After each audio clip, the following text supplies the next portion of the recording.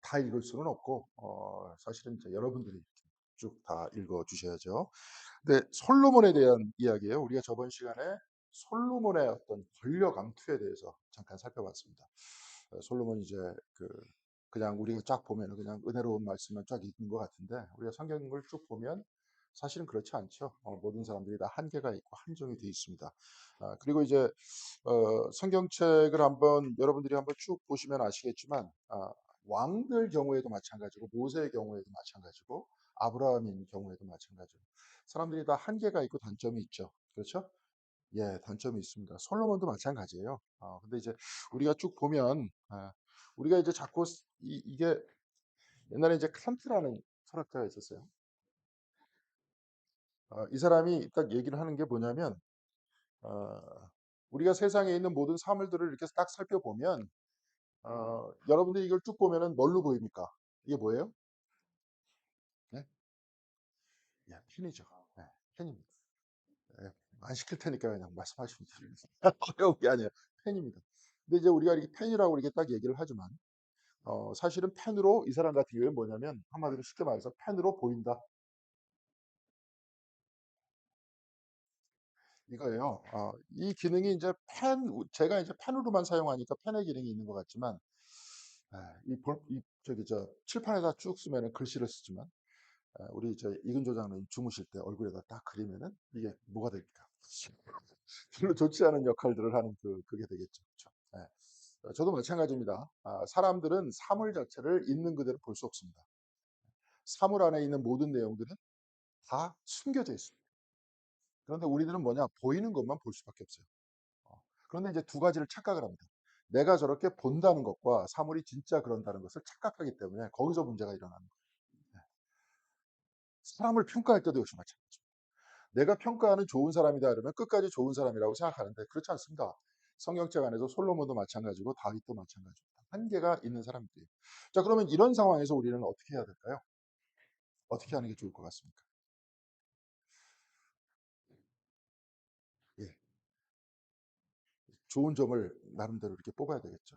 좋은 점을 뽑아 가지고 모아서 우리가 본받을 건 본받 본받지 말아야 될 건 본받지 말아야 되겠죠. 100% 좋은 분은 누굴 것 같아요? 성경 안에서. 성경 안에서 100% 흠잡을 데 없는 분.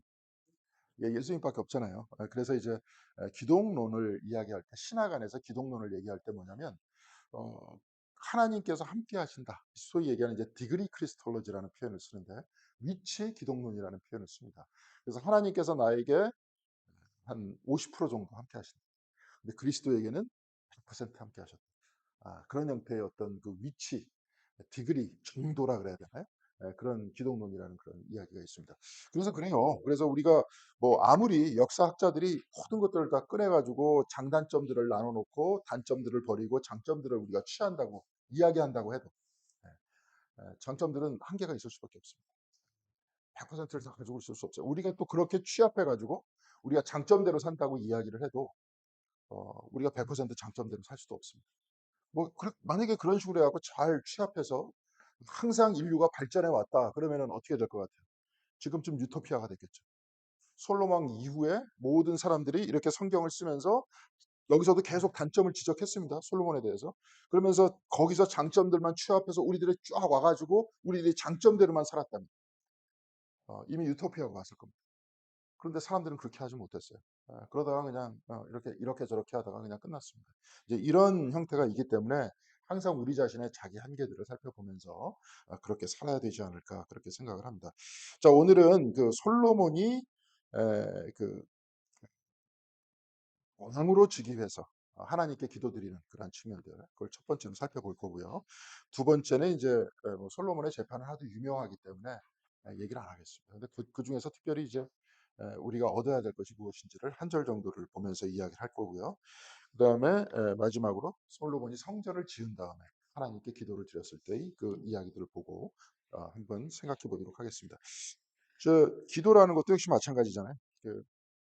우리가 이제 여러 가지 기도에 대해서 배우는데 글쎄요. 예, 기도가 뭘까요? 기도. 여기서 이제 기도의 모범이 한번 나옵니다. 근데 기도다 딱 그러면은 정답이 없어요. 성경책 안에도 워낙에 다양한 기도가 나오기 때문에 그렇습니다. 오늘은 솔로몬의 기도를 통해서 과연 이 사람은 기도를 어떻게 드렸는가 한번 살펴보면 좋을 것 같아요. 저기 언제 한번 이제 기도도 한번 쭉 책을 언제 한번 가지고 예전에 한번 리차드 포스터가 쓴 그 책을 가지고 한번 쭉 내용을 한번 살펴본 적이 있는데 오늘도 이제 한 솔로몬의 예시를 들어서 그 기도의 그 중에 하나를 한번 살펴보는 것도 굉장히 중요할 것 같다 이런 생각이 듭니다. 자, 오늘 여러분들한테 지금 나누어 준 그 내용이 있어요. 3장에서부터 8장까지의 그 내용인데 뭐 이런 식으로 쭉 하면 열왕기 상하도 금방 끝날 것 같지 않나 이렇게 생각을 합니다. 3장 1절에서부터 3절까지 한번 같이 읽어볼 수 있도록 하겠는데요. 교독하겠습니다. 솔로몬은 이집트 왕 바로와 혼인 관계를 맺고 바로의 딸을 아내로 맞았다. 그리고 그는 자신의 집과 주님의 성전과 예루살렘 성벽의 건축을 모두 끝날 때까지 그 아내를 다윗성에 있게 하였다.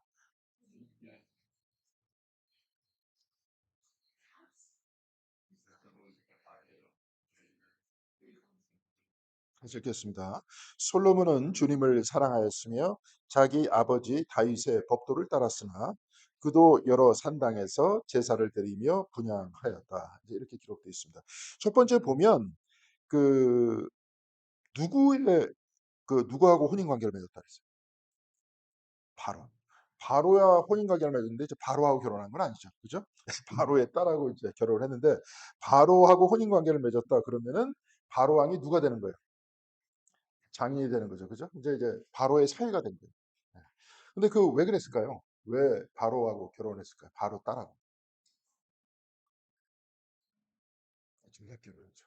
예. 나중에 이제 솔로몬의 아내가 몇 명이었습니까? 솔로몬의 부인이 한 명이었대요. 그러니까 제가 봐도 누가 누군지 몰랐을 것 같아요. 부인이 있으면 저 사람이 넘버 원인가 넘버 원하고 넘버 쓰리 정도까지 다 알겠죠. 그러면 저 사람이 120번째인가 302번째인가 그걸 알겠습니까? 모르겠습니까? 모르죠. 그러니까 이제 결혼을 할 때 이 결혼은 뭐냐면 지금도 우리가 가만히 보면 다 이렇게 가족과 가족끼리 이렇게 만나가지고 결혼하신 분 계십니까? 옛날에? 제가 옛날에 그 미국에 있을 때 보니까 어떤 그 할머니 권사님께서 결혼하는 날 남편을 처음 봤대요. 결혼하는 날. 여기서 그러신 분 계십니까? 결혼하는 날 남편을 처음 봤다. 그러니까 나름대로 그래도 뭐 이렇게 연애도 하고 뭐 중매가 있었다 그래도 좀 사람 이렇게 좀 알게 된 다음에 결혼을 하지 않습니까? 근데 그렇게 하는데 요즘에도 그렇게 결혼하지 않습니까? 소위 고위층들은 그렇게 결혼하지 않나요? 제가 알기로는 그렇습니다. 그래서 예를 들어서 뭐 저기 저 SK 집안에 딸이 있다. 그럼 삼성가하고 갑자기 결혼한다든지 그런 식의 정략 결혼들을 하죠. 신라 시대 때 이렇게 쭉 보면 신라 시대 때 보면 근친이 유행했습니다. 근친이. 그래서 옛날에 그 영화 중에서 그 황산벌이라는 영화가 있었어요. 보신 적 있습니까? 근데 거기서 갑자기 이제 그 화랑이 딱 나와가지고 내 아버지는 누구의 그 감사- 누구의 사촌이자 사위라 그랬나?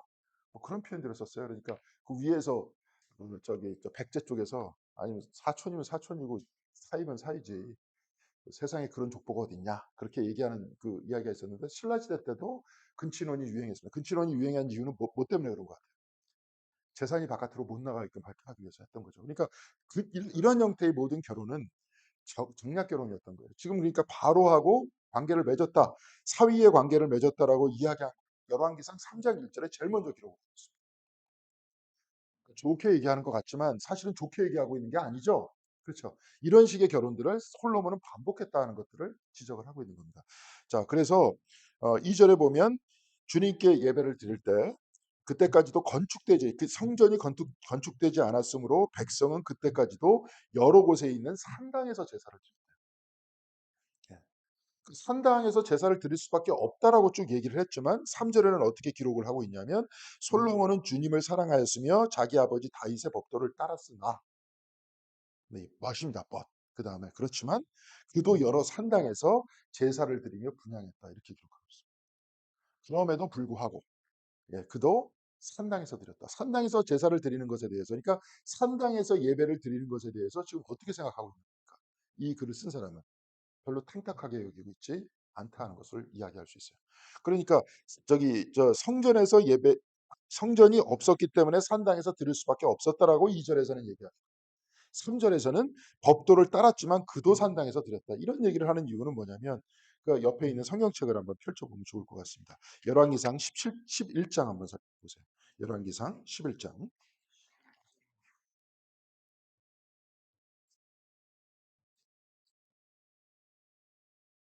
11장 7절. 나중에 이제 솔로몬이 망가진 다음에 망가진 이후의 솔로몬에 대해서 이야기를 하고 있습니다. 11장 7절에서부터 8절까지의 말씀입니다.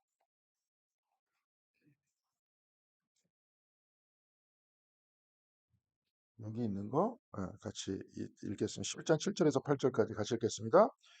모압의 가증한 그무스를 위하여 예루살렘 앞 산에 산당을 지었고 또 암몬 자손의 가증한 몰록을 위하여 그와 같이 하였으며 또 그와 외 이방 여인들을 위하여 다 그와 같이 한지라 그들이 자기의 신들에게 분향하며 제사하였다. 그러니까 산당을 지었는데 이방 신들을 위해서 산당을 지었다. 그래갖고 그 사람들로 하여금 제사를 드리게 했다. 그래갖고 나중에 솔로몬도 같이 제사를 드려. 산당에서 그런 이야기를 해요. 그러니까 여기서 쭉 보면 여기 옛날에 그런 그 어렸을 때 그런 이야기를 본 것 같아요. 막 그 저 네덜란드 얘긴데 네덜란드는 쭉 여러분들 가보셨습니까? 네덜란드? 네, 저도 못 봤고 비행기 위에서만 쭉 봤는데 비행기 타고 이렇게 암스테르담 그 공항에 한번 내린 적이 있어요. 거기서 이제 그 저 영국으로 가는 비행기로 갈아탔었는데 위에서 이렇게 쭉 보면 기름이 떠 있는 것 같아요. 땅이. 아니라 무슨 기름이 떠 있는 거의 바다하고 표현합니다. 그러니까 어떻게 되어 있냐면 이렇게 돼 있어요. 여기가 뚝이고 여기가 바다입니다. 그리고 이제 사람들은 여기 살아요. 여기가 뭐가 있어요? 뚝이 있으면은 바다보다 땅이 낮아요, 높아요? 낮은 데가 많으니까 네덜란드라 그래갖고 네달이라는 뜻이 뭐냐면 낮은 땅이라는 뜻이에요. 그리고 여기서 이 사람들이 이렇게 사는데 과거서부터 이제 이 사람들이 땅이 없었고 막 이랬었기 때문에 이렇게 이제 뚝을 쌓고 거기다 땅을 개간해가지고 살았던 겁니다. 근데 가만히 보면 네덜란드라는 나라 옆에 무슨 나라가 있습니까? 제가 지도를 못 그려서 바로 옆에 접한 나라가 있어요. 독일이 있고요. 프랑스가 있습니다. 프랑스하고 독일이 접해 있어요. 바다 건너 바로 옆쪽에 영국이 있습니다. 예, 이게 중세 때까지 중세 이후 그러니까 근대 시대에 전 세계를 주름잡던 나라들이에요. 영국하고 독일하고 프랑스하고 그 사이에 조망만한 나라가 있습니다. 우리나라 한 경기도만한 나라가 있어요. 그게 이제 네덜란드였던 거죠. 그러니까 뻗치지를 못했던 겁니다. 그 사이 그 나라 사이에서. 근데 굉장히 부자가 됐죠, 그죠? 왜 부자가 됐을까요? 그러니까 저 같은 경우에는 네덜란드 같은 나라를 좀 벤치마킹했으면 좋겠죠. 한국에서는 그 강대국 사이에서 있으면서 우리 참 비교되면 안 돼요. 우리 뭐 중국 위에 있고 러시아 있고 밑에 일본 있고 미국 있고 그러니까 우리가 이럴 수밖에 없다. 자꾸 얘기하면 안 된다는 거죠. 이런 나라도 굉장히 부강해질 수 있잖아요. 하면. 근데 기본적으로 이 사람들은 3개국어를 하더라고요. 기본적으로. 자기 나라 말하고 독일어하고 보통 영어하고 아니면 프랑스어하고 사람들이 굉장히 플렉서블합니다. 근데 이제 우리는 좀 딱딱하죠, 그죠? 따지는 거 좋아하고 싸우려고 그러죠. 그러다 보니까 흡수하면서 같이 못 가는 것 같아요. 하여튼 뭐 이런 겁니다. 근데 여기서는 과거에 그랬기 때문에 여기가 이제 뚝이 하나 터지기 시작하면은 어떻게 됩니까? 물이 다 넘쳐가고 난리가 나잖아요. 그래서 옛날에 무슨 컨스의 이야기인가? 갑자기 얘가 집에서 이렇게 딱 가다 보니까 졸졸졸 소리가 났다. 근데 보니까 여기서 이제 조그만 미세한 구멍이 뚫려 있더라. 그래갖고 손가락으로 막 그래갖고 사람들한테 도와달라고 얘기했는데 아무도 찾아오지 않아. 그래서 어떻게 했습니까? 점점 뚝이 구멍이 커지니까 자기가 온몸으로 막았다. 이게 좋은 얘기죠. 앞에 공동체를 위해서 너 자신은 좀 희생해야 된다. 이런 얘기인데 그래가지고 나중에 어떻게 됐습니까? 뚝이 넘치지 않아서 사람들이 보수를 해갖고 마을이 어떻게 됐습니까? 이렇게 되게 됐다. 근데 이 뚝 자체가 하나 허물어지기 위해서는 어떻게 되는 거예요? 한꺼번에 퍼지는 게 아니라 어떻게 됩니까? 미세한 구멍이 생기죠. 그런 다음에 점점점 구멍들이 커지고 뚝이 터지고 이렇게 되는 거예요. 그러니까 여기서도 이제 마찬가지예요. 여기서도 이렇게 쭉 보면 솔로몬도 아무것도 아닌 것 같았습니다. 아니 뭐 저기 저 그 성전 아직도 지어지지 않았으니까 산당에서 드릴 수 있지 그럼 어디다 드리느냐 이렇게 이야기를 하는데 여기서는 그렇게 분명히 지적을 하고 있어요. 이렇기 때문에 사실은 산당에서 드리는 것을 아무렇지도 않게 생각하면서 예배를 드렸기 때문에 나중에 11장에 보면 결국은 이렇게 산당이 이런 식으로 발전되는 것 아니야. 굉장히 미세한 구멍이었는데 그 사이에서 물이 흘러 들어오기 시작했다는 것들은 이야기를 하고 있습니다. 그래서 다윗의 법도를 따랐지만 산당에서 제사를 드리며 분향했다 하는 이야기를 해요. 자, 그래서 그 다음에 4절 한번 4절하고 5절 한 목소리로 같이 읽겠습니다. 기브온에 제일 유명한 산당이 있었으므로 왕이 늘 그곳에서 제사를 드렸다. 솔로몬이 그때까지 그 제단에 바친 번제물은 1000마리가 넘을 것이다. 한 번은 왕이 그리로 제사를 드리러 갔는데 5절 보겠습니다. 그날 밤에 기브온에서 주님께서 꿈속에 솔로몬에게 나타나셨다.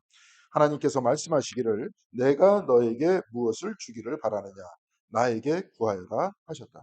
자, 솔로몬은 기브온에 있는 저기 저 산당에 갔는데 그 산당이 어떤 산당이었다 그랬어요? 네, 유명한 산당. 예, 정해놓고 간 게 아니에요. 예, 신명기서 12장 한번 살펴보겠습니다, 여러분. 신명기서 신명기 12장 창세기 출애굽기 레위기 민수기 신명기입니다. 12장 5절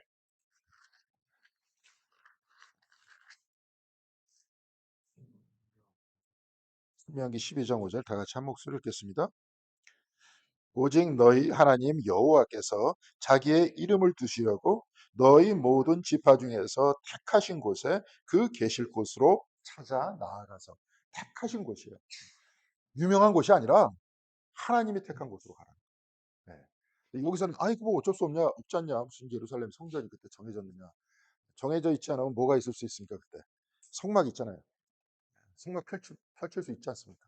근데 어디로 갔어요? 가장 유명한 곳으로 갔어요. 제가 이제 예전에 몰랐어요. 예전에 이제 저쪽 양평 쪽에서 차를 몰고 쭉 오는데 길을 잘못 들었습니다. 여러분 이제 혹시 운전을 하시는 분 아실 겁니다.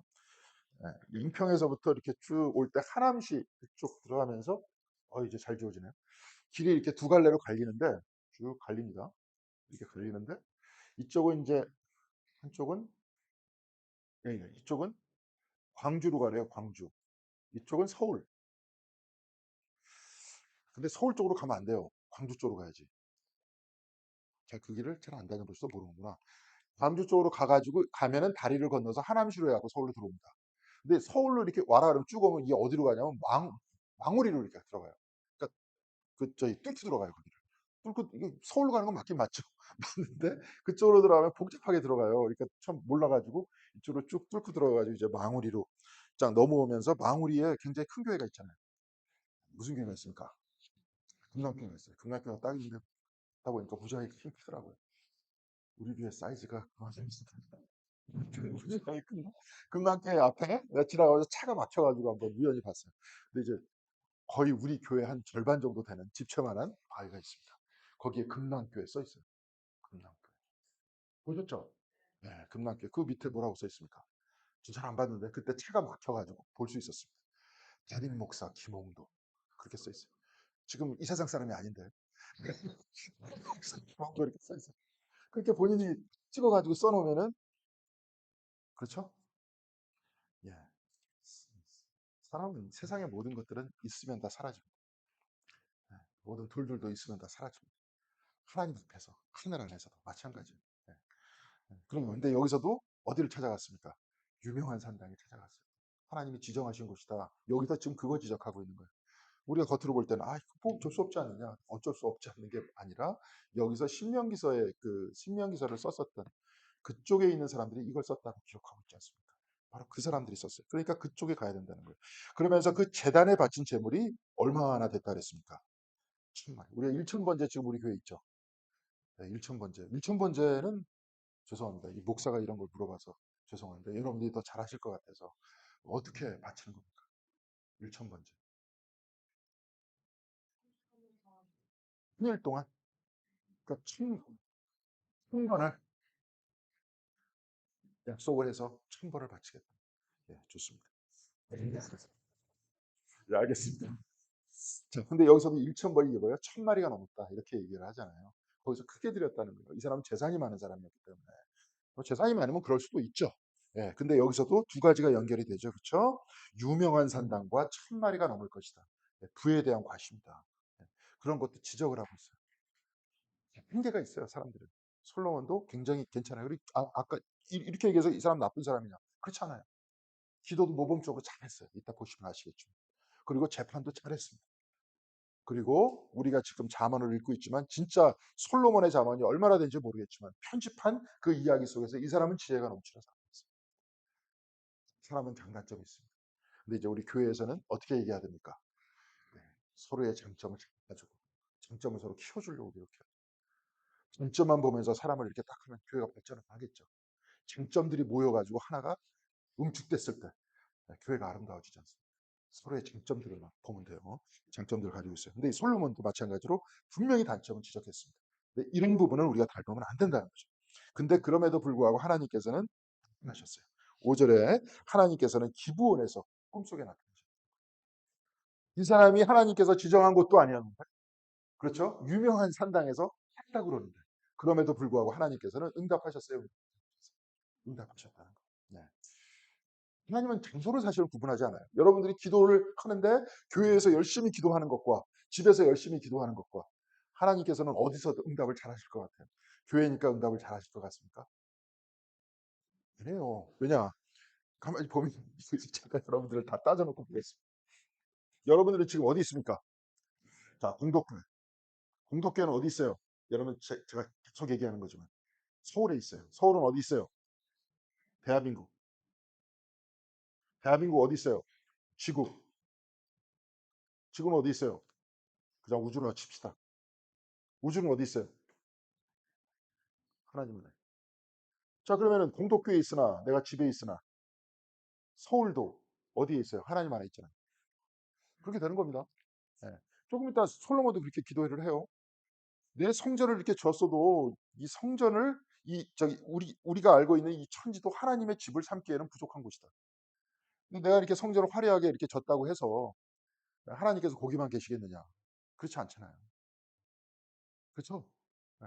근데 그럼에도 불구하고 우리는 지정된 장소에서 기도한다. 그 이유는 뭐 때문에 그럴까요? 누구 때문에 그래? 하나님 때문에 그래요? 우리 때문에 그래요? 우리 때문에 그런 거예요.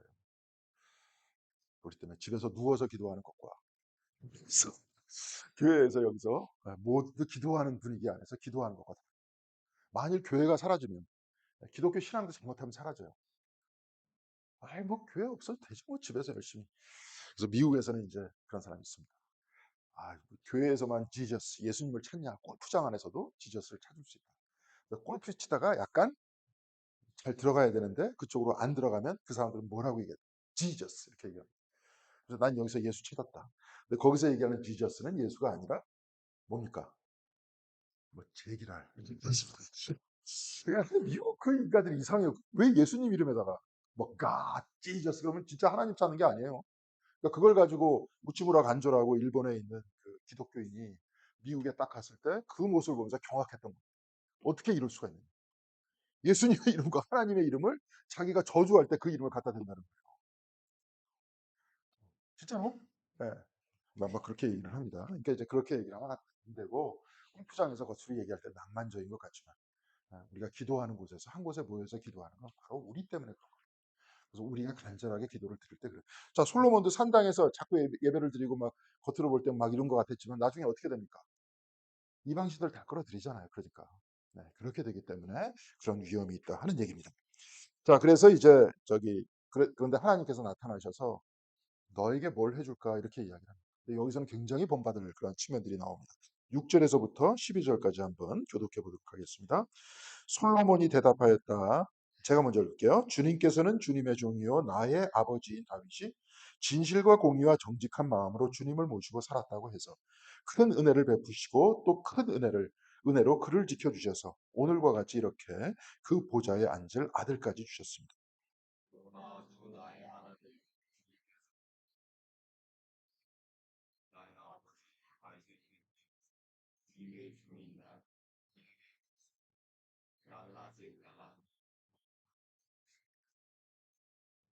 자, 6절하고 7절의 모습을 이렇게 쭉 보면 6절은 뭐가 나와 있냐면 찬양을 해요. 하나님을.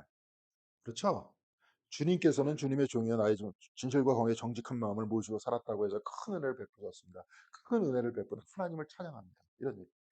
자, 우리는 여기에 대한 비슷한 대꾸를 주기도문을 한번 보죠. 주기도문 제일 앞에 어떻게 나와 있죠? 하늘에 계신 우리 아버지 이름이 거룩히 여김을 받으시오. 아버지의 이름을 찬양하죠. 예. 그 다음에 우리 어떻게 말씀하십니까? 나라가 임하시오며. 나라가 임하시오면은 그 비슷한 여러분들이 지금 금방 읽었었던 그 부분하고 같습니다. 나는 어리다. 나는 약하다. 출입하기가 힘들다. 이 이야기는 어떤 이야기입니까? 겸손에 대한 얘기잖아요. 하나님은 위대하시고 나는 약하다. 하나님은 위대하시고 나는 죄인이다.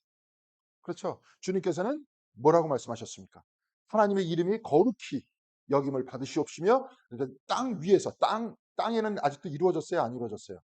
안 이루어졌어요. 여러분들 가만히 봐요. 이번 주에도 이제 제가 설교 준비하면서 보는데 땅 위에 예수님께서 오셨습니까? 안 오셨습니까? 오셨잖아요. 그다음에 성령 하나님께서 땅에 임재하셨어요, 임재 안 하셨어요?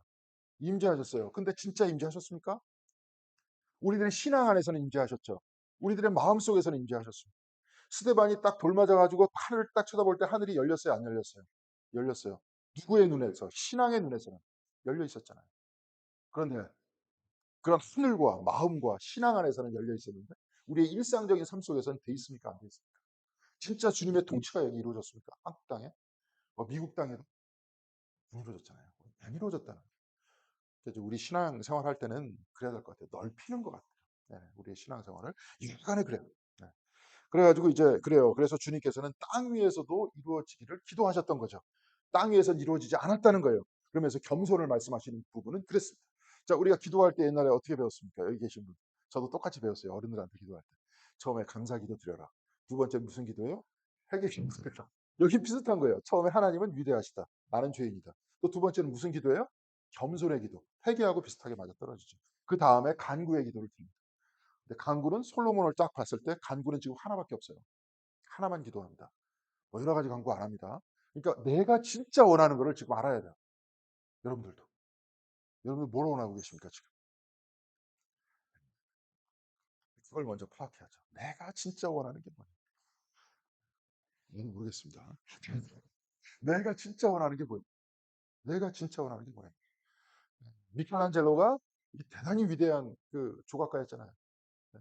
엄청난 위대한 조각가였어요. 죽기 사흘 전에 그 사람 감기 걸려서 죽었어요. 당연히 죽을 수 있어요. 나이 들면 이제 면역력이 떨어지니까. 근데 이제 나중에 그 사람이 그게 무슨 피에타인가? 그 사람이 피에타 아시죠? 미켈란젤로 피에타가 하나만 있는 게 아니에요. 굉장히 여러 개가 있습니다. 근데 그 중에서 제일 끝에가 사실은 가장 조각가들은 그게 진짜 작품이라 그래요.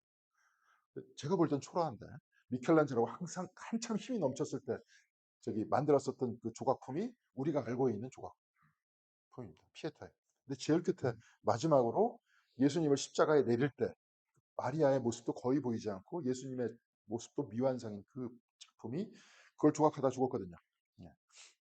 근데 하여튼 뭐 그렇게 얘기하더라고요. 근데 그 제일 끝에 미켈란젤로가 기도했던 게 나의 모든 업적은 보지 마시고 나에게 천국에 서게 해 주시옵소서. 이게 그의 기도였어요. 마지막. 근데 그렇게밖에 안 나올 것 같은데 제일 끝에. 그럼 그가 제일 바란 게 뭐였을까요? 일평생에. 여태까지는 이제 삶이 아직도 나한테 좀 남은 시간이 좀 있고 믿는 구석이 좀 있고 예. 그러면 여러 가지를 얘기하겠지만 그렇지만 그런 모든 것들은 지나가는 것들 아닙니까? 진짜 우리에게 영원한 것은 과연 무엇일까요? 이런 것들도 이제 다 잡아야죠. 근데 솔로몬은 볼 때 나중에 하나님의 마음에 들었다 이런 표현들을 쓰는데요. 네, 한번 보겠습니다. 그렇게 기도했고요. 8절 제가 읽을게요. 교독하겠습니다. 그 밑으로 쭉 한번 12절까지 교독하겠습니다. 주님의 종은 주님께서 선택하신 백성 곧 그 수를 셀 수도 없고 계산할 수 없을 만큼 큰 백성 가운데 하나일 뿐입니다.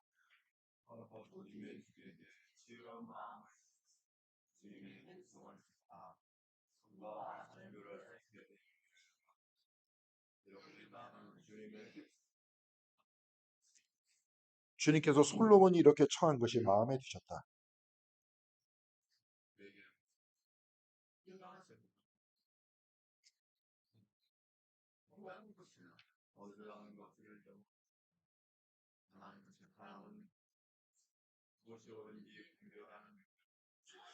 읽겠습니다.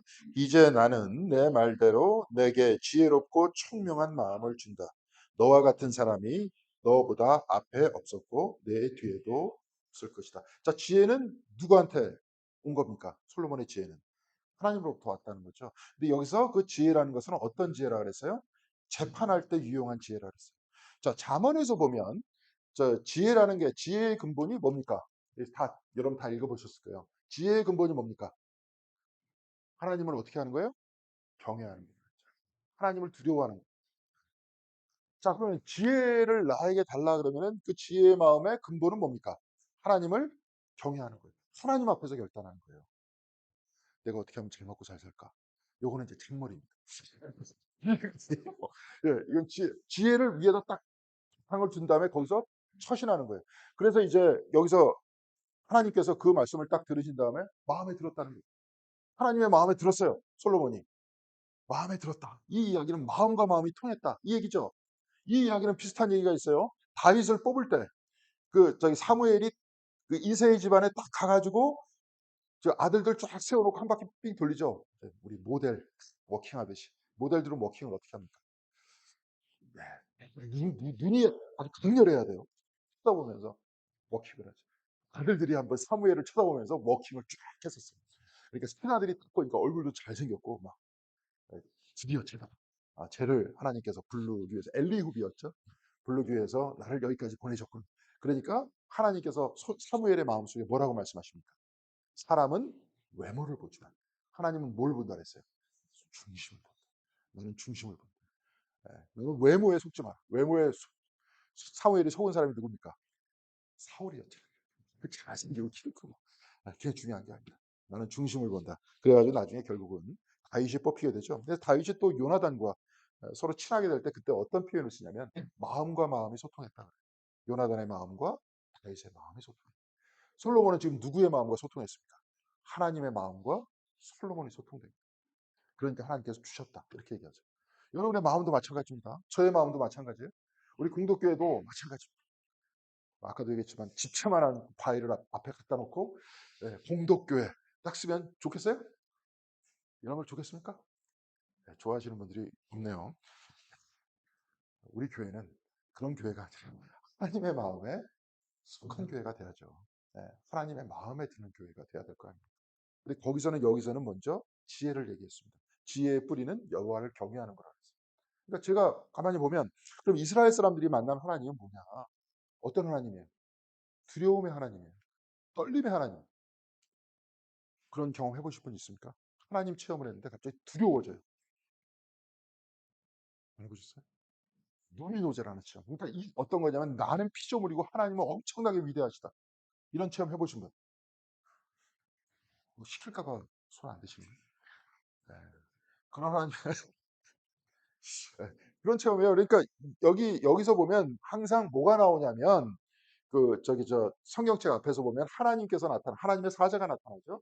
그러면서 항상 이들이 하는 말이 뭐냐면 뭡니까? 두려워 말라 이런 얘기 하잖아요. 놀람의 체험이었던 거예요.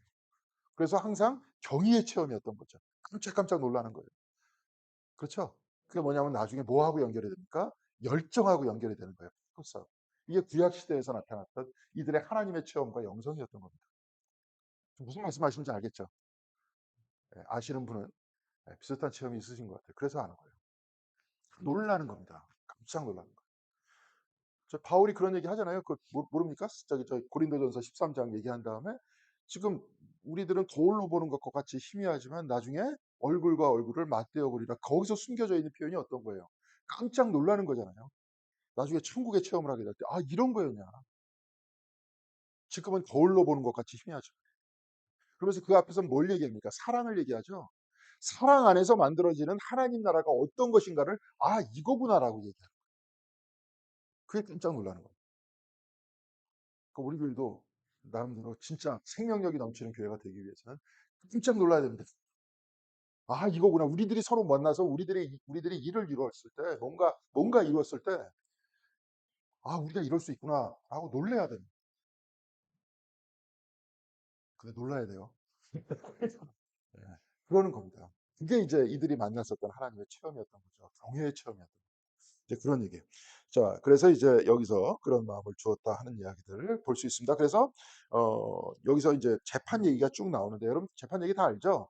근데 거기서 한번 넘어가지 말아야 될 게 뭐냐면 그 두 여인의 신분이 뭐였습니까? 그냥 엄마였어요? 아니면 아니었어요? 누구였습니까? 그 두 여인이.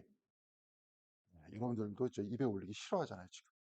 근데 분명히 여기서 솔로몬한테까지 왔던 거를 이렇게 따져 놓고 보면 제사장이라든지 뭐 랍비라든지 뭐 이런 사람들 앞에서 이때는 랍비가 그 개념이 그렇게 없었으니까 제사장이었겠죠. 제사장 앞에 가서 판결을 내리려고 했는데 판결이 안 난 거예요. 그래서 솔로몬한테까지 간 겁니다. 근데 솔로몬이 만나줬어요.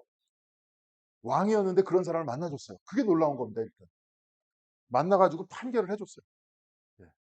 판결을 해줬는데 그 다음에 28절에 굉장히 중요한 얘기입니다. 그게 사실은 여기서 얘기하려고 했던 게 그 얘기예요. 같이 읽겠습니다. 온 이스라엘이 왕이 심리하여 판결함을 듣고 왕을 두려워하였으니 이는 하나님의 지혜가 그의 속에 있어 판결함을 봅니다. 왕을 두려워했다는 거예요. 경외롭게 봤다는 거예요. 경외롭게 봤던 이유는 뭐냐면 나중에 그 여인한테 재판을 할 때 이런 부분이 나옵니다. 그 엄마가 갑자기 긍휼이 넘치게 됐다 그랬어요. 자기 애가 나중에 애를 반으로 자르라 그러죠. 그러니까 엄마 아닌 사람이 그냥 반이라도 갖겠다 그러죠. 그러니까 엄마가 나중에 어떻게 얘기하냐면 그 아이를 사랑함으로 거기에 대한 긍휼의 마음이 넘쳤다 그랬어요. 솔로몬의 지혜는 뭐냐면 긍휼함을 꺼내는 지혜예요. 무슨 말씀인지 아시겠죠? 우리가 지혜로운 사람이다. 긍휼함을 꺼내야 된다. 말을 한마디 하더라도 어떤 말을 해야 돼요? 사실은 그러니까 마음속에서 긍휼과 사랑을 꺼낼 수 있는 사람이다.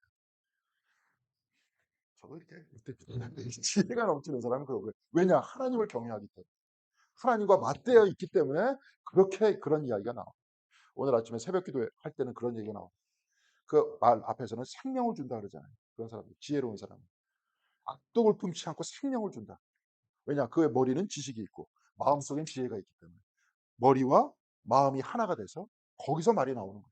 즉흥적으로 나오는 게 아니라. 잘못하면 즉흥적으로 나오는 말은 뭡니까? 거의 대부분 악독이죠.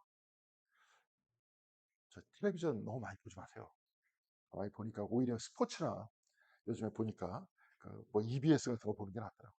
그냥 일반 그 공중파라든지 뭐 종편 뭐 무슨 정책 그 정치하는 사람들의 입에서 나오는 말이 지혜로우면서 생명을 주는 말입니까? 거의 대부분 악독을 품는 말입니까?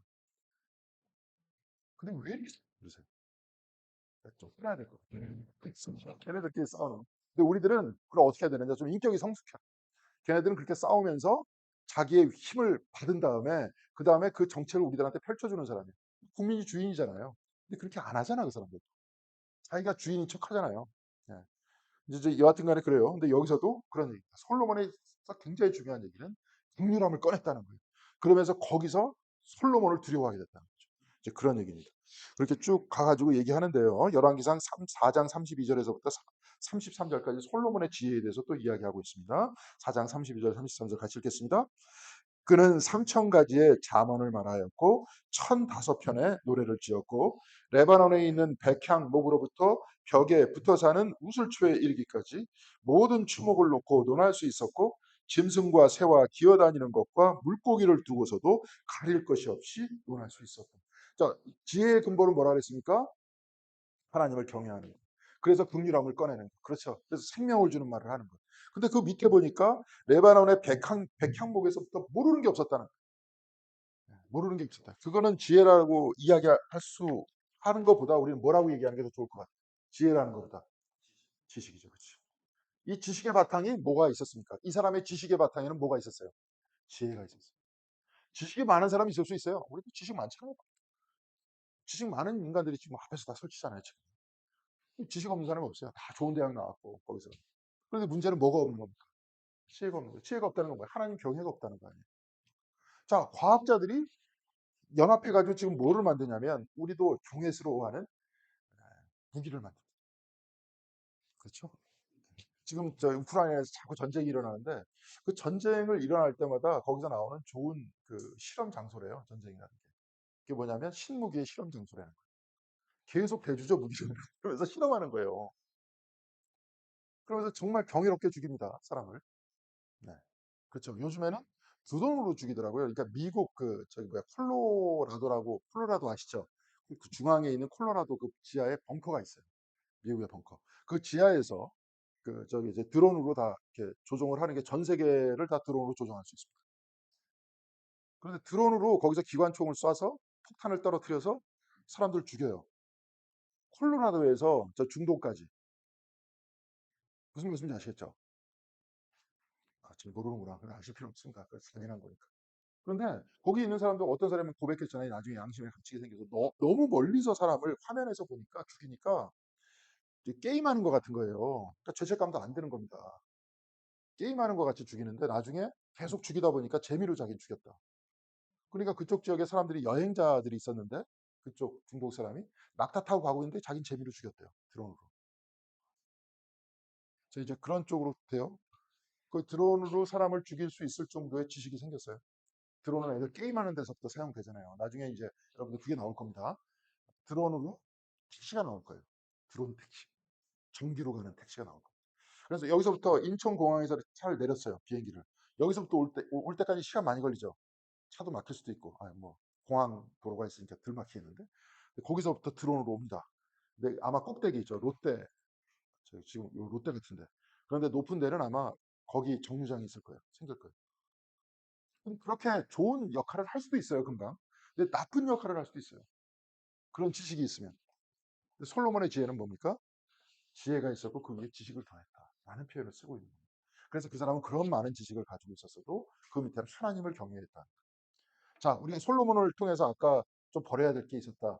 조그마한 것인데, 그렇죠? 아주 그냥 아름다운 거 좋아하고, 겉으로 볼 때 그런 거 좋아하고, 돈이 많으니까 부유한 거 좋아하고, 뭐 좋아할 수 있죠. 돈이 많으면 뭐쓸 수도 있는데, 근데 여기서 문제가 되는 건 뭡니까? 그렇게 하는 것들이 문제였고, 나중에 그 선당에서 예배 드리는 것들이 우상숭배하고 연결이 됐지만, 이 사람은 지혜를 구했고, 그 지혜 위에 지식을 더했다. 기도의 모범을 보여줬는데, 먼저 하나님을 찬양했고, 그 다음에 본인의 부족함을 알았고, 그리고 그 다음에 강구를 했는데 그 강구라는 것들이 뭐예요?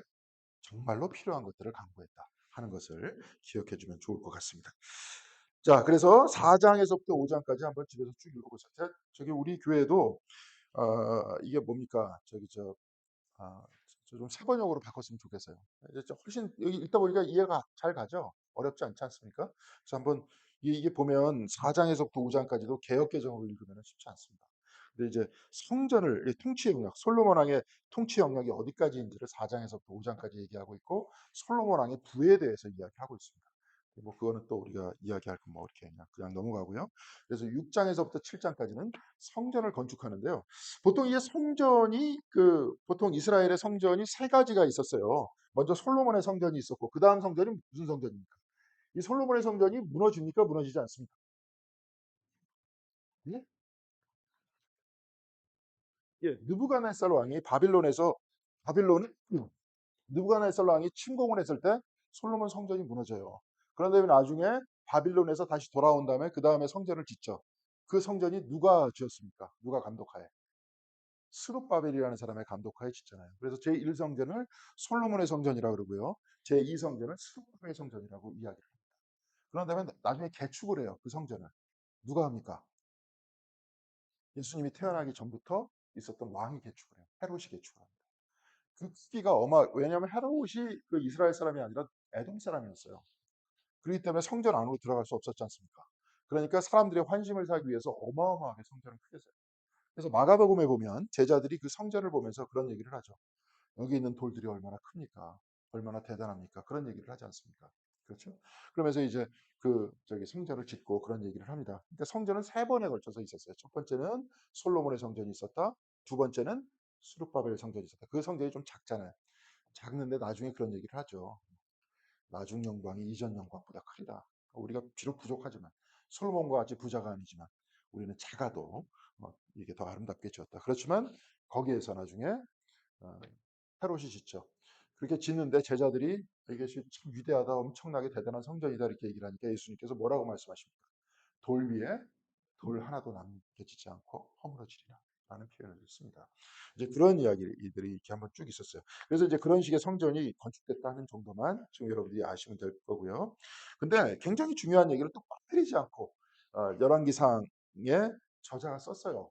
그러니까 열왕기상 6장 38절이 6장의 끝이고 7장 1절이 7장의 서음인데 거기에 탁 붙여가지고 썼어요. 같이 한번 읽겠습니다. 제일 밑에 같이 한 목소리 읽겠습니다. 성전이 그 세밀한 부분까지 설계한 대로 완공된 것은 11년 불알 곧 여덟째 달이다. 솔로몬이 그 성전을 건축하는 데는 7회가 걸렸다. 그다음에 1절이요. 솔로몬은 자기 궁을 건축하기 시작하여 그곳을 완공하는데 13해가 걸렸다. 성전 건축하는 데는 몇 년 걸렸어요? 7년. 자기 집 건축하는데 몇 년 걸렸어요? 13년. 슬슬 맛이 가기 시작하는 거예요. 슬슬 자기 중심으로 되기 시작하는 거예요. 네, 그렇죠. 처음에는 재판 잘하기 위해서 나에게 지혜를 달라 얘기했습니다. 그러면 나중에 이제 율법, 그러니까 결국은 이 지혜라는 게 나중에 율법이라는 게 재판이잖아요. 판결이잖아요. 판결문인데 나중에 바울은 뭐라고 얘기합니까? 율법은 뭐라 그랬어요? 나의 죄는 깨닫게 만든다. 그런 이야기를 하죠. 더 중요한 것은 율법보다 더 중요한 것은 바울은 뭐라 그랬습니까? 뭘 하면 율법을 완성했다 그랬어요? 사랑하는 사람은 율법을 완성한 사람이다 하는 표현을 쓰죠. 자, 구체적인 삶의 사실이 되기 위해서는 율법적 삶이라는 것은 일부예요. 공적인 삶이잖아요. 사적으로 집안에서 내가 율법을 어겨도 누가 신고하기 전까지는 아무도 모릅니다. 그죠? 누가 알겠어요? 내가 핏째 먹으나 핏째 안 먹나 내가 어떻게 알아요? 비늘 없는 고기를 내가 먹는 거 안 먹는 거 어떻게 합니까? 그것들 공적인 삶 영역 안에서만 알 거 아니에요. 사적인 영역 나의 모든 삶까지도 함께 할 수 있는 건 뭐냐? 사랑이다. 하나님께서는 사랑하라고 율법을 준 거다. 그게 이제 주님께서 말씀하셨던 영역이죠. 근데 여하튼 간에 중요한 것은 율법은 판결이었고 왕의 위치는 재판관의 위치였기 때문에 자기는 지혜를 달라고 이야기를 했지만 이 사람이 부가 넘치기 시작하면서 슬슬 자기 중심으로 가기 시작하죠. 그래서 가만히 보니까 주변에 있는 나라, 아까도 얘기했지만 부인이 1000명이었다 그러는데 주변에 있는 나라 사람들하고 이렇게 쭉 그 혼인 관계를 다 맺으면 평화가 이루어지겠죠. 자기 사위 나라는 쳐들어오지 않을 거 아니에요. 물론 오늘 좀 아까도 보니까 뭐 저기 아버지가 딸들한테 재산을 줬는데 땅을 줬는데 나중에 다시 뺏겠다. 그래갖고 소송을 걸고 있더라고 지금 보니까. 지금 잠깐 저기 뭐야 헤드라인만 보고 제가 그 내용은 보지 못했습니다. 뭐 그랬는데 뭐 그런 세상이기도 하지만 결국은 그 혼인 관계를 맺어서 한 가족이 되면 싸우지 않잖아요. 이제 그렇게 하다 보니까 나중에 인간의 지혜를 사용하다 보니까 솔로몬이 그렇게 됐다 하는 부분이에요. 이제 그런 부분들을 이제 여기서 지적들을 하고 있습니다. 이제 우리들도 이런 부분들을 잘 자세히 살펴서 솔로몬을 통해서 우리 마음의 거울로 삼아야 되겠죠. 자, 그래서 이제 열왕기상 8장 22절에서부터 그 밑에까지 한번 쭉 읽어보고 마칠 수 있도록 하겠습니다. 여기서도 이제 기도에 대한 이야기가 나옵니다. 8장 22절, 23절 같이 읽겠습니다. 먼저 시작. 솔로몬이 여호와의 제단 앞에서 이스라엘 온 회중과 마주서서 하늘로 향하여 손을 펴고 어떻게 기도했다 했어요? 하늘로 향해서 손을 펴. 이게 이제 이스라엘 사람들이 했던 기도예요. 예. 예전에 그 저기 여러분들 그 바리새인의 기도하고 세리의 기도하고 예수님께서 그 말씀하시죠. 근데 바리새인은 어떻게 기도했다 그랬어요? 하늘을 향해서 손을 들면서 기도했다 그랬어요. 그러니까 유대인들이 원래 그렇게 기도했어요. 우리는 지금 어떻게 기도합니까? 무릎 꿇고 무릎 안 꿇잖아요. 의자에 앉아서 기도하시잖아요. 그래서 어떻게 기도하십니까? 손을 모으고 기도하시잖아요. 근데 그거는 이제 우리가 기도하는 방식이고 그때는 이제 세리는 어떻게 기도했다 그랬어요? 가슴을 치면서 기도했다 그랬어요. 이제 캐톨릭에서는 그건 합니다. 내제로다, 내제로다 이렇게 이야기를 해요. 우리는 가슴을 치고 기도하는 게 아니라 어떻게 기도합니까? 손을 모으고 기도합니다. 왜 손을 모을까요? 마음을 집중하기 위해서? 그럴 수도 있겠죠. 하여튼 뭐 손을 안 모으는 것보다 그렇게 좋죠. 현정 기도할 때는 손을 무릎 위에다 올려놓거나 그렇게 기도합니다. 편안한 자세로 기도해요. 현정 기도라는 형태, 그러니까 지금도 기도의 방식이 여러 가지인데 전통적인 기도 방법, 그 기독교에서 전통적인 기도 방법 중에 하나가 침묵 기도입니다. 침묵 기도는 뭐냐면 현존이에요. 현존이 뭐 누가 현존한다는 거예요? 하나님이 현존해요. 지금 여러분들의 마음속에 하나님이 현존하십니까? 안 하십니까? 현존하세요. 근데 우리가 알아요, 몰라요? 잘 모르잖아요. 아까도 얘기했지만 왜 교회에 와서 기도드릴까요? 집에서 기도할 수도 있는데. 그렇죠? 길거리에서도 기도할 수 있는데. 구태여 여기까지 나와서 기도하는 이유가 뭘까요? 왜 구태여? 신명기서에서, 그다음에 열왕기서에서 구태여 지정한 장소에서 하나님께서 택한 바로 그 장소에서 기도하더랄까? 왜 예수님께서는 구태여 베드로한테 내가 천국의 열쇠를 너한테 주겠다라고 얘기하면서 교회를 맡기셨을까? 왜 구태여? 누구 때문에 그런 거예요? 우리 때문에 그런 거예요. 우리가 집중을 못하니까.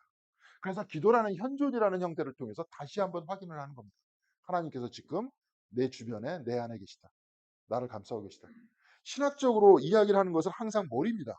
신학도 학문이기 때문에 머리로서는 다 얘기할 수 있어요. 성령 하나님 안에 있고 성령 하나님 임재하고 계시고 그리스도께서 뭐 저번에 엠마오 마을로 가는 제자들 이야기를 했었을 때 바로 그 이야기가 우리들한테 전해주는 얘기는 뭐예요? 성경을 풀어가지고 내가 성경의 이야기가 내 마음에 확 와닿았을 때 내 마음이 뜨거워지는 경험이 있죠? 있죠? 장로님 있죠? 예. 예. 대답하세요. 내가 안 시킬게. 아, 무슨 구절이었습니까? 설명해 보세요. 이게. 근데 그럴 때가 있잖아요. 그때 그 이야기는 뭡니까? 그리스도께서 내 안에 현존해 계신다. 내 말씀을 지금 성경의 말씀을 나한테 풀어주신다. 그런 뜻 아니에요. 그러니까 하나님의 영역과 인간의 영역은 지금 구분이 없는 겁니다. 어떤 면에 있어서. 근데 자꾸 우리가 구분 짓잖아요. 그렇죠? 우리가 못하잖아요. 우리가 하나님과 함께 있다는 것들을 우리가 잘 알지 못하죠. 근데 그 표현은 우리만의 문제는 아니에요. 예수님도 그랬어요. 겟세마네 동산에서 어떻게 기도했습니까? 이 쓴 잔을 나한테 오게 해 주시옵소서, 지나가게 해 주시옵소서. 지나가게 해달라. 십자가 위에서 왜 나를 버리시나이까 말씀하셨잖아요. 네. 가상 7원 중에서. 이것이 끊임없이 우리한테 유혹이 되고 도전이 되는 거예요. 어쩔 수 없어요. 그렇게 하기 때문에 기도하는 거예요. 하나님께서 나와 함께 계신다. 현존하고 계신다. 그런 얘기예요. 자, 여하튼 그런 얘기예요. 그러니까 이제 우리도 현존 기도를 드실 때 이렇게 할 때도 있고 지금 손을 모아서 기도할 수 있고 가슴을 치면서 기도할 수 있습니다. 근데 원래 전통적인 이스라엘 방식은 뭐예요? 하늘을 향해서 손을 들어서 기도했던 거예요. 손을 드는 거는 어떤 겁니까? 찬양하는 겁니까? 찬양 안 하는 거예요? 찬양하잖아요. 그래서 예전에 이렇게도 기도, 요즘에 찬양할 때 이렇게 하시더라고요. 찬양할 때. 예. 그게 원래 이제 그런 방법이에요. 찬양할 때. 이제 그렇게 기도했었어요. 그러니까 솔로몬도 그렇게 기도했었던 겁니다. 그다음에 이르되 23절 보겠습니다. 이스라엘 하나님 여호와여 위로 하늘과 아래로 땅에 주와 같은 신이 없나이다. 주께서는 온 마음으로 주 앞에서 행하는 종들에게 언약을 지키고 은혜를 베푸시나이다. 하나님 찬양하고 있죠? 예, 여기서 하나님의 무한성, 동시에 나의 한정성입니다. 하나님의 무한성. 하나님이 전체시고 내가 그러니까 이제 내가 내 뜻이 있을 거 아니에요. 우리 이제 여기들 다 기도 제목들 가지고 계신데 네, 이 기도 제목을 좀 들어주시옵소서. 안 하면은 내가 하나님 섬기는 거 취소하겠습니다. 마음속으로 이제 그렇게 여기고 계시겠죠. 근데 이거는 이제 내 뜻대로 가는 거잖아요. 내 뜻대로. 그러니까 하나님의 뜻을 이루소서라고 기도하는 것도 끊임없이 우리 자신을 내려놓는 거죠. 요한계시록에서도 그렇게 기록되어 있잖아요. 하나님께서 문을 열어주셔야죠. 사람이 열지 못하지 않습니까? 그러니까 그렇게 되는 거예요. 우리의 모든 것도 그래요. 우리의 지금 현존도 마찬가지입니다. 하나님께서 생명 주셔서 지금 여기서 지속돼서 여러분들하고 같이 말씀 나누고 있는 거 아니에요? 이 생명도 내 게 아니에요. 하나님께서 주셔서 얻은 거죠. 내가 여기 태어난 것도 그래서 여러분들이 그 육체 안에서 의식을 가지고 우리가 서로 대화하는 것도 우리 뜻이 아니잖아요. 하나님께서 주셔서 한 거죠. 그러니까 여기서 하나님을 찬양하고 있는 거예요. 여기 인간의 한계를 이야기하고 있는 것이죠. 예. 그러면서 겸손을 얘기합니다. 27절 같이 읽겠습니다. 하나님이 참으로 땅에 거하시리이까 하늘과 하늘들의 하늘이라도 주를 용납하지 못하겠거든. 하물며 내가 건축한 이 성전이오리이까. 이 성전도 하나님을 다 담을 수 없다는 거 아닙니까? 그렇죠? 네, 그런 얘기입니다. 이제 앞에 그런 아까도 똑같은 얘기가 나오죠. 하나님에 대한 찬양. 두 번째는 인간의 어떤 얘기예요? 겸손. 그런 얘기입니다. 여러분들 그걸 기억하세요. 기억하세요. 하나님으로 인해 내가 저도 이제 하나 요약해 보자면 이런 얘기. 항상 여러분들 스스로 생각할 때 나로 인해 내가 있다가 아니라 누구로 인해요? 하나님으로 인해. 철학자들은 이제 이런 걸 좋아해요. 으로 인해. 이런 말. 내가 좀 어려운 말로 얘기하겠습니다. 있다라고 얘기하는 걸 뭐라 그러냐면 존재라고 얘기해요. 내 존재의 존재으로 인해. 누구의 존재로 인해? 하나님의 존재로 인해. 존재의 존재라고 합니다. 그래서 하이데거 같은 사람. 이건 철학적인 얘기고 우리는 뭐예요? 우리는 어떻게 얘기해야 돼요? 하나님으로 인해 내가 있다. 하나님으로 인해 내가 있다. 여러분들도 하나님으로 인해 내가 있어요. 그러니까 사람은 교만할 필요가 있어요, 없어요? 없어요. 내가 무슨 여기서 혼자 스스로 존재합니까? 스스로 존재하시는 분은 하나님밖에 없는데. 그러니까 내 스스로 나로 인해 내가 있다라고 얘기하는 것은 그것이 곧 죄인인 거죠, 그렇죠? 그래서 기도할 때 제일 처음에 하나님을 찬양하고 겸손을 얘기하는 거예요. 그 다음에 이제 간구를 합니다. 28절 같이 읽겠습니다. 그러나 내 하나님 여호와여 주의 종의 기도를 간구를 돌아보시고 이 종이 오늘 주 앞에서 부르짖은 비는 기도를 들으시옵소서. 이제 간구하는 거죠. 그 간구가 어떤 간구인지를 한번 솔로몬의 간구를 한번 쭉 찾아보세요. 그 다음에 29절 보겠습니다.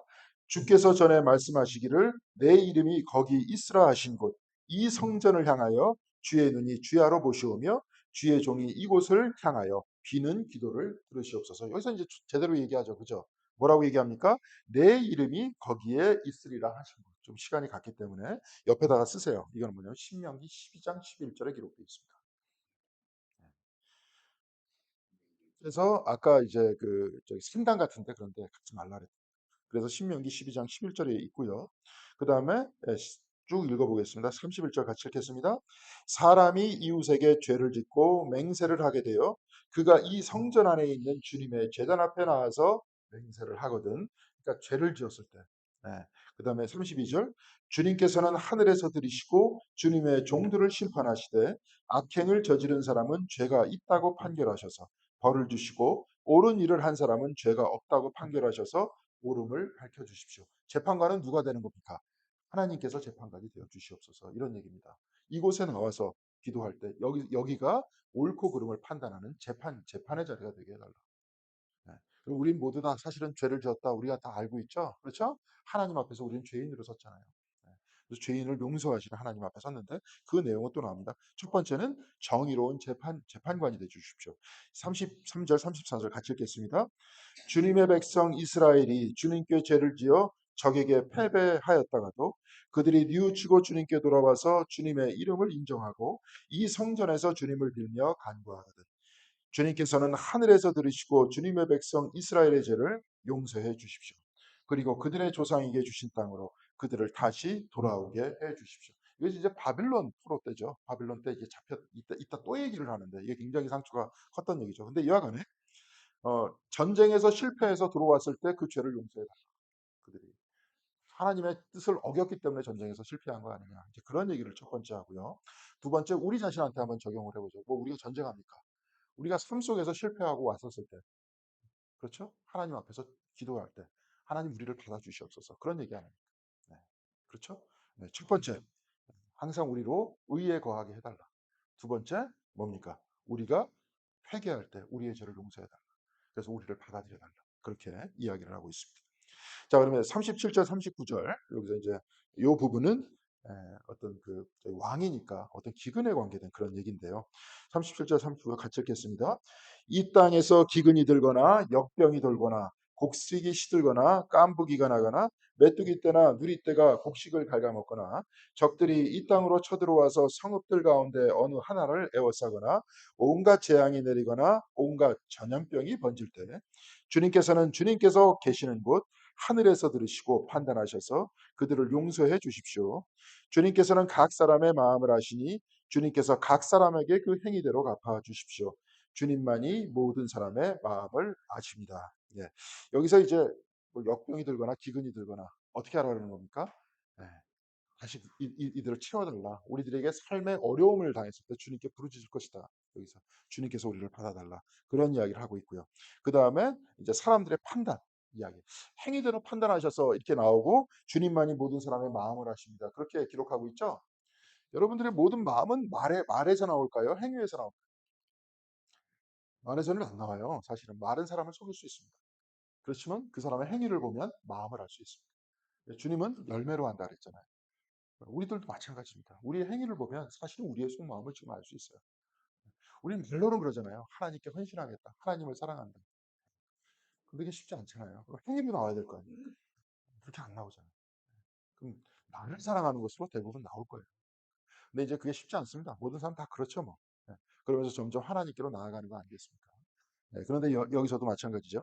이렇게 판단해서 행위대로 갚아달라라는 표현을 씁니다. 그 다음에 43절 보겠습니다.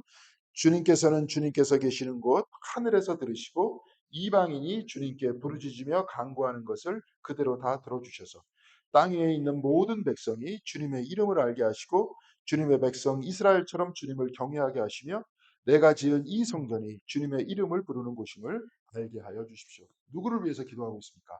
이방인을 위해서 기도하고 있잖아요. 이방인이란 또 누구죠? 예수님한테는 이웃입니다.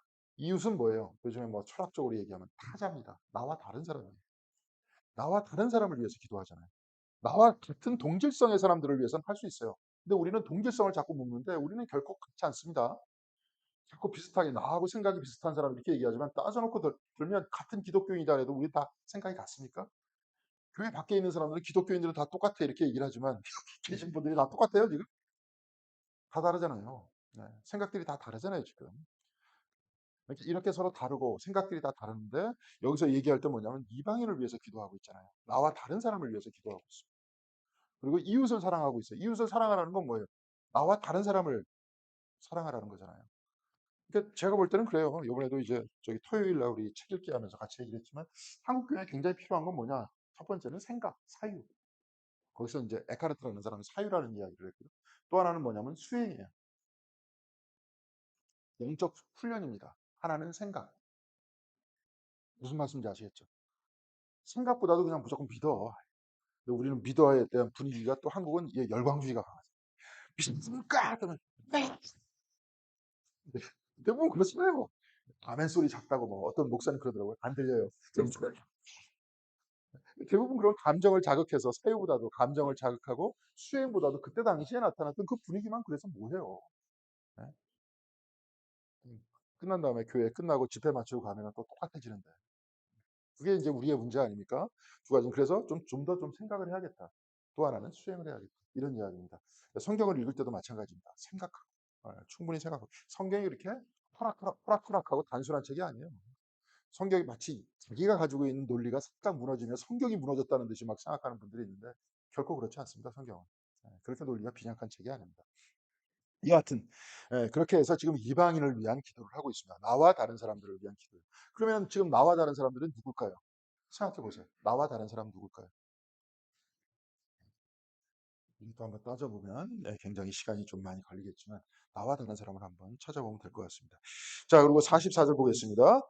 주님의 백성이 적과 싸우려고 전선에 나갈 때에 주님께서 그들을 어느 곳으로 보내든지 그곳에서 주님께서 선택하신 이 도성과 내가 주님의 이름을 기리려고 지은 성전을 바라보며 그들이 주님께 기도하거든. 전쟁에 나갈 때 기도하거든. 우리는 뭐 전쟁이 아니죠. 삶으로 나갈 때 그렇죠? 우리 삶으로 나갈 때 우리가 기도하거든. 그다음에 45절 보겠습니다. 주님께서는 하늘에서 그들의 기도를 들으시고 그들의 사정을 살펴보아 주십시오. 우리의 사정을 살펴보아 주십시오. 이렇게 간구하는 거죠. 그리고 46절 보겠습니다. 죄를 짓지 아니하는 사람은 없습니다. 이 백성이 주님께 죄를 지어서 주님께서 진노하셔서 그들의 원수에게 넘겨 주시게 될 때 멀든지 가깝든지 백성이 원수의 땅으로 사로잡혀 가더라도 그다음에 50절 보겠습니다. 주님께 죄를 지은 백성의 주님의 백성을 용서하여 주십시오. 주님을 거역하여 저지른 모든 반역까지도 용서하여 주십시오. 그들을 사로잡아간 사람들 앞에서도 불쌍히 여김을 받게 하셔서 사로잡아간 사람들도 그들을 불쌍히 여기게 해 주십시오. 주님께 반역을 해도 그러니까 성전의 모든 기능은 뭐예요? 주님께로 돌아오고 주님께 찾아오는 바로 그 기능을 하는 것이잖아요. 그렇게 이제 이야기를 하고 있습니다. 그래서 한번 정리를 해보죠. 오늘 어떻게 기도했어요? 하나님께 어떻게 기도했습니까? 찬양했고요. 그 다음에 겸손을 이야기했고요. 간구의 기도를 했는데 간구의 기도는 어떤 기도가 있습니까? 예. 하나님께서 올바른 재판관이 되어 주십시오. 그다음에 죄를 용서해 주십시오. 그다음에 기근이 들 때 우리를 살려 주십시오. 구원해 주십시오. 그다음에 뭡니까? 에, 사람들의 행위대로 판단하게. 여기도 재판관이 되게 해 주십시오. 그다음에 이방인들의 기도를 들어 주십시오. 적과 나가 싸울 때 우리들을 살펴봐 주십시오. 우리가 죄를 지을 때 우리를 용서해 주십시오. 그런 얘기입니다. 그러니까 쭉 얘기가 나올 때 어떤 얘기예요? 다 우리가 좀 문제가 있을 때 기도하는 거죠. 그러면서 다시 하나님의 백성으로 삼아 주십시오라고 기도를 하고 있습니다. 자, 그렇게 해서 여러분들 3장에서부터 8장까지 쭉 다 마쳤습니다. 네, 이제 솔로몬의 선행은 여기까지. 이제 솔로몬의 이제 문제점을 지적하는 것들은 다음 시간에 아마 기록하지 않을까 그렇게 생각을 합니다. 자, 여태까지 뭐 혹시 좀 알아야 되겠다. 내가 좀 질문을 해야 되겠다 하는 부분이 있습니까? 예, 예.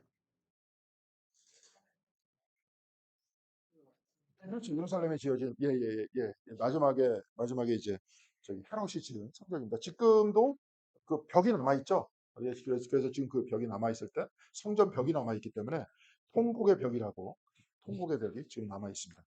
그렇게 되겠습니다. 예, 그러면 좀 시간이 좀 넘어갔는데 식사 이제 맛있게 하시고 지금 제가 기도하면서 식사 기도까지 같이 할 수 있도록 그렇게 하겠습니다. 사랑이 많으신 하나님 감사드립니다. 오늘 솔로몬을 통해서 솔로몬이라는 거울을 통해서 우리를 살펴봤습니다. 솔로몬의 단점은 우리가 충분히 살펴봤고 그의 단점을 통해서 또한 우리의 단점을 깨달아 알 수 있도록 인도하여 주시옵시고 그의 장점을 통해서 본받아야 할 것들은 본받아 알 수 있도록 도와주시옵시며 특별히 기도를 통해서 하나님께 나아갈 때 하나님께서 솔로몬이 마음에 들었다 한 것 같이 우리들도 진정으로 하나님께 간구해야 될 그 기도가 무엇인지를 깨달아 알 수 있도록 인도하여 주시옵시고, 그 기도가 진정으로 나를 위해서 또한 나의 가정과 또한 우리 교회를 위해서 필요한 기도가 될 수 있도록 주께서 인도하여 주시옵시고, 그리하여서 우리가 진정으로 주님의 마음에 든 사람으로서 살아갈 수 있는 우리가 될 수 있도록, 또한 공동교회가 될 수 있도록 인도하여 주시옵소서. 귀한 식사 나눕니다. 주님께서 이 식사의 자리에 같이 하여 주시옵시고 식사의 주인이 되어 주시옵시며, 또한 이 식사를 준비한 손길들 위해 주님께서 만복으로 갚아 주시옵소서. 식사 이후에 되어질 모든 순서 위에도 주님께서 같이 하여 주시옵시며, 오늘 하루 충만하게 주님과 더불어 동행하는 귀한 날 될 수 있도록 인도하여 주시기를 바라오며, 이 모든 말씀 우리 주 예수 그리스도 이름으로 기도드렸습니다. 아멘.